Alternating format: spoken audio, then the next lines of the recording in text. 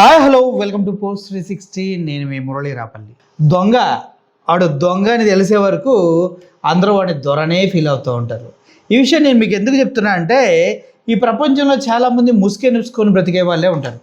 ఆ ముసుగు తీస్తే కానీ అసలు బ్రతుకు బయటపడదు. ఇందులో పరమ దొంగలు ఉన్నారు, క్రిమినల్ దొంగలు ఉన్నారు, దొంగ నాయలుగాళ్ళు వాళ్ళు దొంగలు అయ్యి ఉండి కూడా ఎదుటివాడిని ఎదుటి వాళ్ళ పైన కేసులు ఉన్నాయని చెప్పే పరమ దొంగలు కూడా ఉన్నారు. ఇక్కడ నేను ఏ ఒక్కరిని ఉద్దేశించి మాట్లాడట్లా. ఎవడికి వాడు పరమ పత్తిత్తులా ఫీల్ అవుతూ ఎదుటి వాళ్ళని దొంగలని, ఎదుటి వాళ్ళని హత్యాకోరులని, ఎదుటి వాళ్ళని పుండాకోరులని వాళ్ళపైన నిందలేసి వీళ్ళు చాలా పవిత్రమైనటువంటి పత్తిత్తులుగా ప్రూవ్ చేసుకోవడానికి మీడియా ముందు తెగవాగుతూ ఉంటారు. నేను ఒక్కరిని ఉద్దేశించి మాట్లాడట్లేదండి, చాలామందిని ఉద్దేశించి మాట్లాడుతున్నా.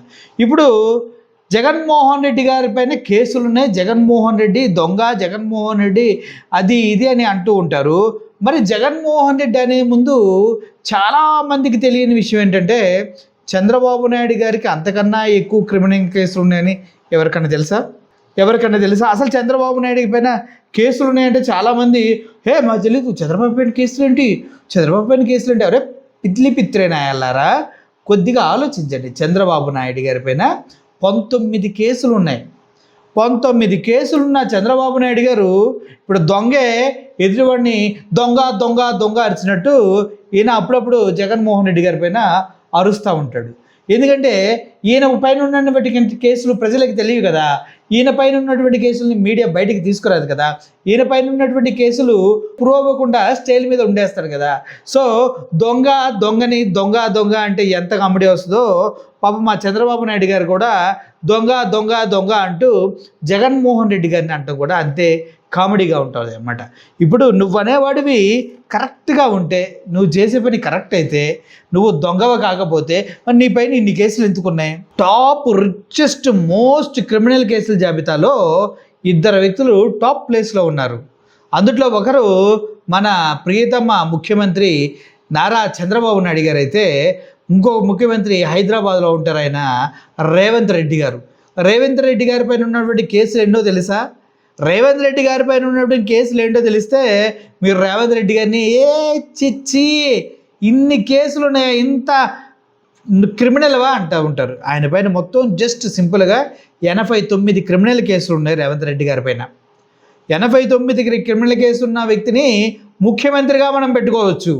మళ్ళీ రేవంత్ రెడ్డి దగ్గరికి వెళ్ళి అంటూ చంద్రబాబు నాయుడు చేతులు కలిపి వాళ్ళతో చాలా ఎంజాయ్ చేయొచ్చు. కానీ జగన్మోహన్ రెడ్డి గారి దగ్గరికి వచ్చేసరికి లేని కేసులు సిబిఐ కొట్టేసింది. ఎప్పుడు వివేకానంద హత్య కేసులో అసలు జగన్మోహన్ రెడ్డి ఫ్యామిలీని కానీ జగన్మోహన్ రెడ్డి గారిని కానీ విచారించవలసిన అవసరం లేదు అంటూ సిబిఐ డైరెక్ట్గా సుప్రీంకోర్టు కలిసి ఆ కేసుని కొట్టివేయడం జరిగింది. అయినా కూడా గొడ్డల బట్టి అంటూ మాట్లాడుతుంటారు. మొన్నటికి ఉన్న నారా లోకేష్ గారు కూడా వాళ్ళ బాబాయ్ చెప్పింది చంద్రబాబు వస్తుంది చూడండి, ఏమో చంద్రబాబు నాయుడు గారి గవర్నమెంట్లో జరిగింది కాబట్టి అలా అన్నానేమో, నాకు అర్థం కావట్లేదు. ఎందుకంటే వివేకానంద రెడ్డి గారి హత్య జరిగింది చంద్రబాబు నాయుడు గారి గవర్నమెంట్లో, అర్థం చేసుకోండి. ఇప్పుడు బాబాయ్ చెప్పింది ఆయనే జగన్మోహన్ రెడ్డి అంటూ మొన్న కూడా మాట్లాడుతున్నారు. మరి కోర్టులోకి వెళ్ళి నువ్వే జడ్జిగా కూర్చోవలసిందే లోకేష్, నువ్వే జడ్జిగా కూర్చొని బాబాయిని చంపింది ఈయనే అని నువ్వే జడ్జిమెంట్ రాయాల్సింది. పాపం ఇప్పుడు కోర్టులేమో కాదంటనే నువ్వేమో ఇక్కడ అరిచి ఆయనే అంటున్నావు. మరి ఏం చేయాలి, నాకేం అర్థం కావట్లేదు. అయితే ఈ తర్వాత నెక్స్ట్ హైయెస్ట్ క్రిమినల్ కేసులు ఉన్న పొజిషన్లో ఉన్నది మన నారా చంద్రబాబు నాయుడు గారు అనమాట. ఇది నేను ఇస్తున్న రిపోర్ట్ కాదండి, DAR అని ఒక సంస్థ ఇస్తున్నటువంటి రిపోర్టు. అందుట్లో మొత్తం ఈ ఏదైతే రేవంత్ రెడ్డి గారి పైన ఉన్న 89 కేసుల్లో 72 తీవ్ర IPC సెక్షన్లు కేసులు ఉన్నట్టు తెలిసింది. అంటే 72. నిజంగా రేవంత్ రెడ్డి కనుక నెక్స్ట్ ఓడిపోతే తీసుకెళ్ళి తీహార్ సెంట్రల్ జైల్లో ఇసిరేస్తారంటంలో ఎటువంటి సందేహం లేదు. ఓకే, నెక్స్ట్ మన ప్రియతమ నేత, విజనరీ, అన్నిటినీ కప్పిపెట్టే మహామేధావి మన చంద్రబాబు నాయుడు గారి పైన ఎన్ని కేసులు ఉన్నాయో తెలిస్తే మీరు మెంటల్ ఎక్కిపోతారు. మొత్తం సార్ గారి పైన 19 కేసులు ఉన్నాయి. 19 కేసులు ఉన్నాయి చంద్రబాబు నాయుడు గారి పైన. ఈ విషయం టీడీపీ వాళ్ళకి తెలిస్తే 19 కేసులు ఎక్కడ ఉన్నాయిలే అంటారు. అరే ఉన్నాయిరా, నేను కాదురా, కింద రిపోర్ట్లు డాక్యుమెంట్స్ పెడతా పక్కన చూడండి. 19 క్రిమినల్ కేసులో చంద్రబాబు నాయుడు గారు దేశంలోనే 4th ప్లేస్లో ఉన్నారు. ఈయన మన దేశంలోనే 4th ప్లేస్లో ఉన్నారు మహానుభావులు చంద్రబాబు నాయుడు గారు. జగన్మోహన్ రెడ్డి లేరండి, చంద్రబాబు నాయుడు గారు ఉన్నారు 4th ప్లేస్లో. అయితే ఈ ఇందుట్లో ఈ 19 కేసులు కూడా అన్నీ తీవ్రమైన కేసులే. ఆ తర్వాత కర్ణాటక డీకే శివకుమార్ గారు ఉన్నారు. 19 కేసుల్లో పాపం ఎంతకాలం ఎలా చంద్రబాబు నాయుడు గారు గట్టెక్కుతూ వస్తున్నారు అన్న డౌట్ చాలామందికి రావచ్చు. ఎందుకంటే 1-2 కేసులు ఉంటేనే భయపడి చచ్చిపోతూ ఉంటారు జనాలు. మనోడికి 19 కేసులు ఉన్నాయి. 19 కేసులు ఉండి ప్రజలకు తెలియకుండా దాచేసి, ప్రజలకు తెలియకుండానే పక్కన పార్టీ ఉన్నటువంటి జగన్మోహన్ రెడ్డి గారి పైన కేసులు ఉన్నాయని మన కేసుల గురించి మాట్లాడకుండా ఆయన కేసుల గురించి మాట్లాడుతూ ఉంటాడు. మరి ఈ 19 కేసుల్లో శిక్ష పడాల్సిన కేసులు ఎన్ని ఉన్నాయో తెలుసా? మన జగన్మోహన్ రెడ్డి గారిని మనం ఏమన్నా అనుకుంటే, జగన్మోహన్ రెడ్డి గారికి బెయిల్ వచ్చింది మెరిట్ బేసిస్లో. అంటే నాకు ఈ కోర్టులో ఎప్పుడు పడితే అప్పుడు నేను వస్తాను, నా పైన చేయబడినటువంటి అభియోగాలు ప్రూవ్ అవ్వలేదు కాబట్టి నేను ఇప్పటికి 16 నెలలు జైల్లో ఉన్నాను, నాకు మెరిట్ ఉంది, నేను న్యాయస్థానాలకి న్యాయ వ్యవస్థలకి సహకరిస్తున్నా కాబట్టి నాకు నా పైన ఏ ఆరోపణ ప్రూవ్ కాలేదు కాబట్టి నాకు మెరిట్ మీద బెయిల్ ఇవ్వమని అడిగి జగన్మోహన్ రెడ్డి గారు బయటకు వచ్చారు. మరి చంద్రబాబు నాయుడు గారికి బెయిల్ ఎలా వచ్చిందో తెలుసా?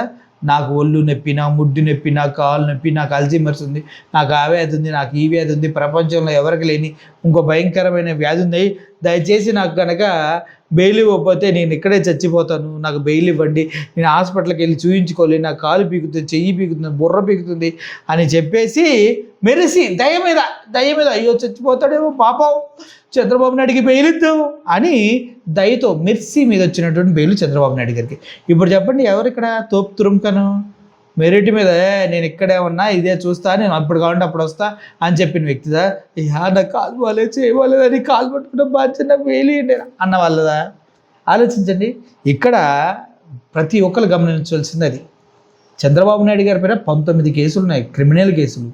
ఆ 19 కేసుల్లో ఏది ప్రూవ్ అయినా చంద్రబాబు నాయుడుకి మళ్ళీ శ్రీకృష్ణ జన్మస్థానంలో చెప్పకూడదు తినాల్సిందే. కానీ జగన్మోహన్ రెడ్డి గారి పైన ఇప్పటివరకు మనీ లాండరింగ్ కేసు ఒక్కొక్కటి ఊడిపోతూ వస్తూ ఉంది. లింకులు మొత్తం జగన్మోహన్ రెడ్డి ఫ్రీ అవుతూ ఉన్నారు. తర్వాత గొడ్డలి కేసు వాళ్ళ బాబాయ్ దాంట్లో జగన్మోహన్ రెడ్డి గారికి ఏమీ లేదని సిబిఐ క్లియర్గా చెప్పేసింది. ఎన్నిసార్లు వెళ్ళి ఆ సునీత ఆవిడ పేరు ఏదో ఉంటుంది, ఆ సునీత వెళ్ళి ఎన్నిసార్లు వెళ్ళి చెప్పుకున్నా మోసుకొని వెళ్ళమ్మా పక్కకి, సిగ్గుందా కేసు కొట్టేసిన తర్వాత కూడా ఆయన అంటావు అందుట్లో ఆయన ప్రమేయం లేదని చెప్తూనే ఉంది. ఇలా జగన్మోహన్ రెడ్డి గారిని డిఫేమ్ చేయడానికి ఒక డిఫేమ్ ఉన్న వ్యక్తి, అంటే ఒక క్రెడిబిలిటీ లేని వ్యక్తి, ఒక కేసులో ఉన్న వ్యక్తి ఆయనే వచ్చి ఆయన పైన నిందలు వేస్తుంటే మరి ప్రజలు ఎలా దీన్ని యాక్సెప్ట్ చేస్తున్నారనేది అర్థం కావట్లేదు.